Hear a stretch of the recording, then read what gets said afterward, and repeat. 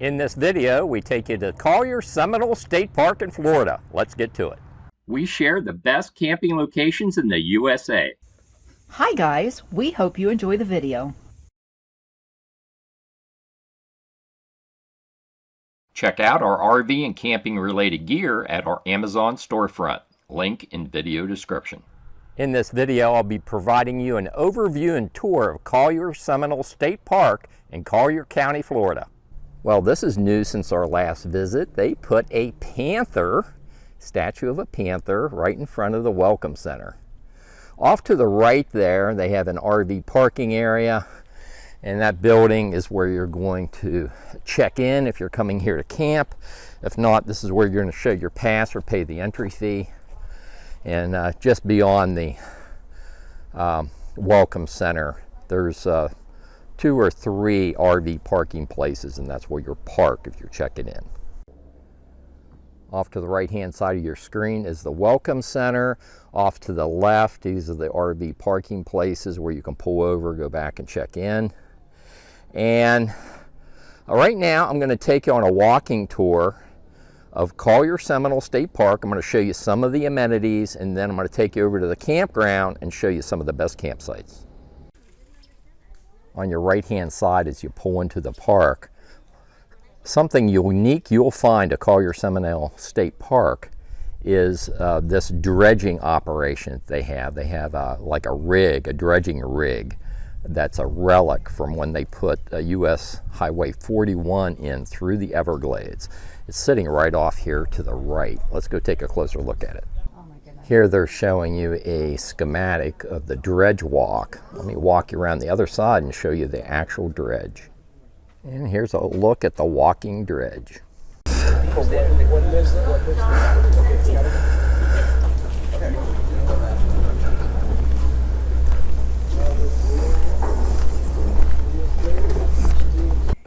Sign says the Bay City Walking Dredge. Well, it says this Bay City walking dredge was built in Bay City, Michigan, and it was meant to crawl along Highway 41 to construct the actual highway. That is a pretty neat looking machine. Okay folks, so let's go check out the rest of Collier Seminole State Park. So as you continue into the park, you'll come to this intersection. If you go left, you can go to the picnic area boat ramp, or you can go right to the camping area and the interpretive center. They have like a little fort area. But right now we're going to go straight ahead. There is a monument that we're going to go check out, and then we're going to head over toward the boat ramp and picnic area. Pretty interesting history behind Collier Seminole State Park. The memorials down there. It says Baron Collier Memorial. In the 1920s, Baron Collier owned 1 million acres. This spot was a small hardwood forest known as Royal Palm Hammock because of a magnificent strand of native royal palm trees. Collier reserved 150 acres here for what he hoped to have designed Lincoln Lee National Park. Though the Collier added enough additional lands for a national park, the federal government did not accept. The land became a county park and was turned over to the state in 1944. Let's go down and take a look at the memorial. This is a nice little memorial they have here to Baron Collier.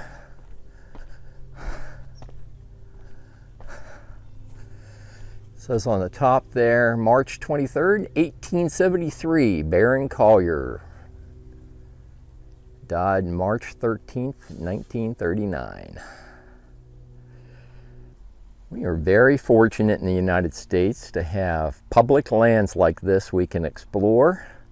So I guess a thank you is due to Baron Collier. And if you didn't know, folks, those 2 trees off to the right are royal palm trees, and so is this one right by the sign. That is a royal palm. That green stem right below the palms is the signature of the royal palm tree. And they have a small Seminole Indian village exhibit here. Let me take you over to where I believe that's a canoe, a wood canoe, over to the left. Yeah, I remember this from our last visit. This was, it's a dugout canoe.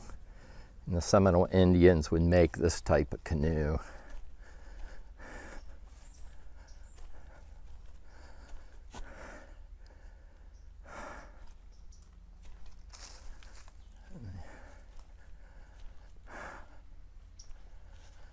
So this is an easy walking distance of the campground. If you camp here, if not, you can just walk and explore around.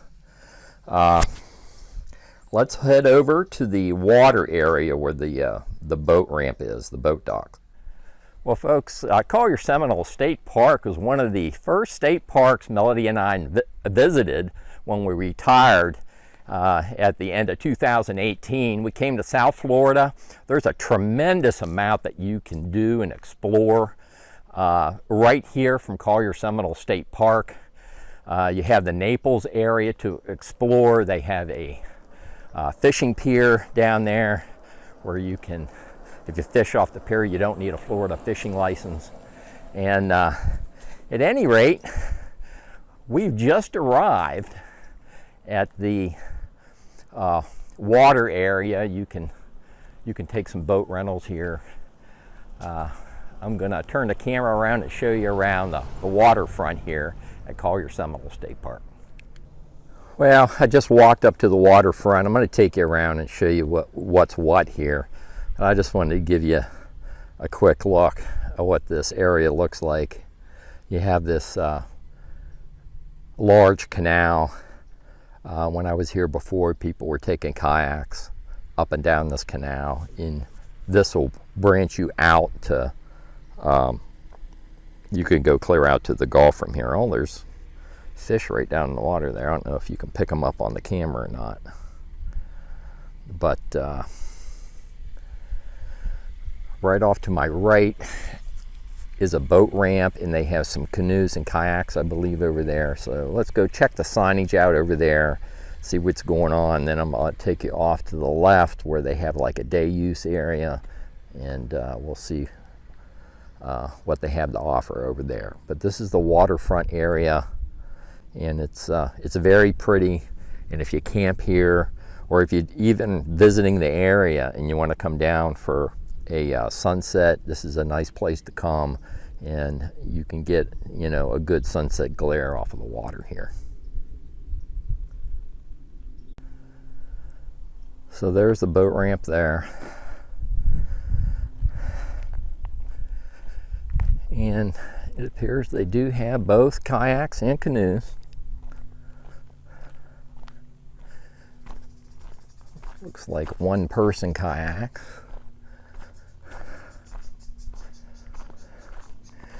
And they have a separate area here where you can come down and put your kayak or canoe in the water.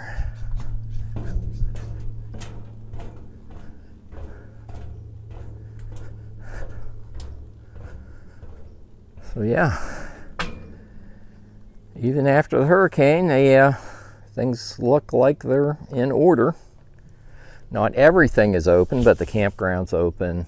This area appears to be all open. So let's go over. I think there's a little shack over there. Maybe that's where you can rent the canoes and kayaks. Let's go check that out. So they do have a picnic table and parking right there by the waterfront. And you can see there's a playground toward the rear, the day use area. There's a restrooms over there in that building right there in the center of your screen. And this says canoe and kayak rental. So let me see if they're open and see what the deal is. So this is the location where you rent canoes and kayaks. They have a sign in the window saying closed and they'll return at a certain time. So, but you want to rent a canoe or kayak, that's where you go. And on the other side of the canoe kayak rental office, you have a couple picnic pavilions where you can come over and have a picnic. They have a doggy area. They have a playground. It's a little bit closer look at the playground.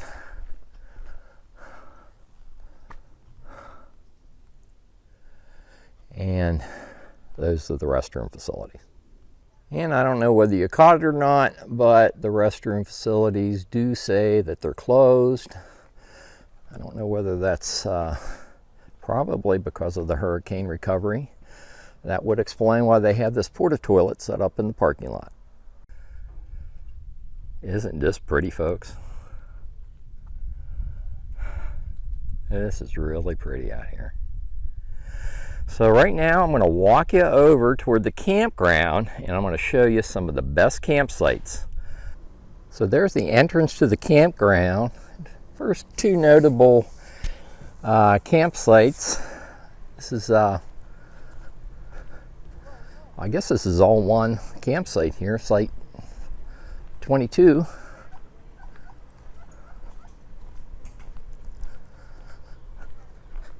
I would venture to say it's probably a handicap site. So kind of hookups, 30-50 amp electric hookup. There's the water spigot right there. But yeah, not a bad looking campsite, all paved. And this is site 24. Where you have the Mercedes. So in 23, they took the marker down for 23. So I would say that is all one campsite there. Site number 22 going down the book, folks. Site number 25 would accommodate my fifth wheel. Plenty of room for your tow vehicle. Most positive this is going to be a 30-50 amp site. You'd have some shade in the afternoon. There's the water spigot. And 30-50 amp electric service. Site number 25 going down the book.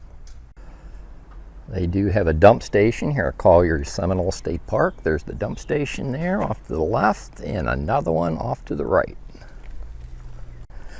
And right across from the dump station they have a freshwater fill. And right up the street from the dump station, you'll find, and this was new when I was here in 2019, that nice new elevated restroom facility. They have washers and dryers underneath the pavilion as well. And I was in there this morning, and they are serviceable. For those of you with a long rig, site 50 will do. It is very long. I don't believe any of these sites have full hookups. But you do have water. And this is going to be a 30-50 amp electric service, but let's go back and verify. I have been surprised before. This is the plug-in for 50. And you do have 30-50 amp electric service. There's your washer and dryer facility, and they do have showers in there as well.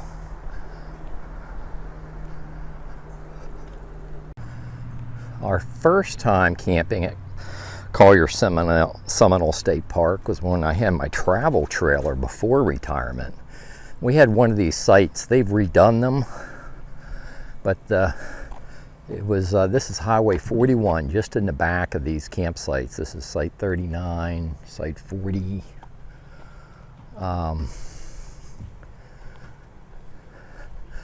These campsites back right up against Highway 41, so you do get road noise. So I took another walk around because the pickings are slim.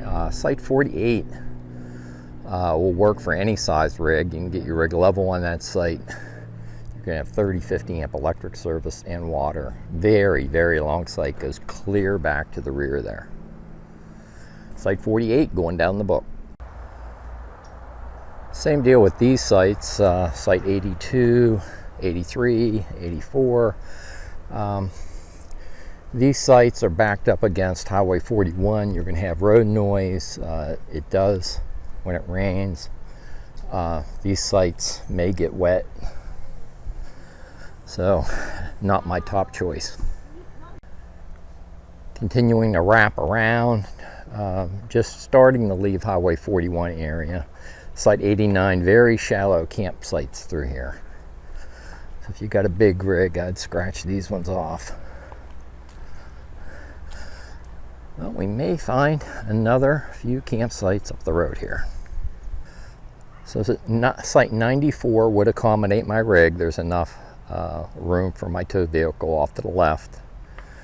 Wouldn't be my top pick for this campground, but site 94 would work for my fifth wheel. So site 94 going down as an alternate. It's like it got water and 30-50 amp electric service toward the rear of the site. And continuing to walk the loop, site 96 works. There's no overhead clearance problems. I can get my fifth wheel in there, enough room for the tow vehicle. Site 96 going down as an alternate. So you probably can't tell, but if you look real close, these sites on your way back out of the loop have a slope on them. And I prefer a nice flat campsite. See that? There's a slope there. So now we're back at the entrance to the campground. I will have the upload and download speeds for Verizon, AT&T, and T-Mobile on our Facebook page. There'll be a post related to Collier Seminole State Park on our Facebook page. You can go there and check out the upload and download speeds for those carriers if you're interested.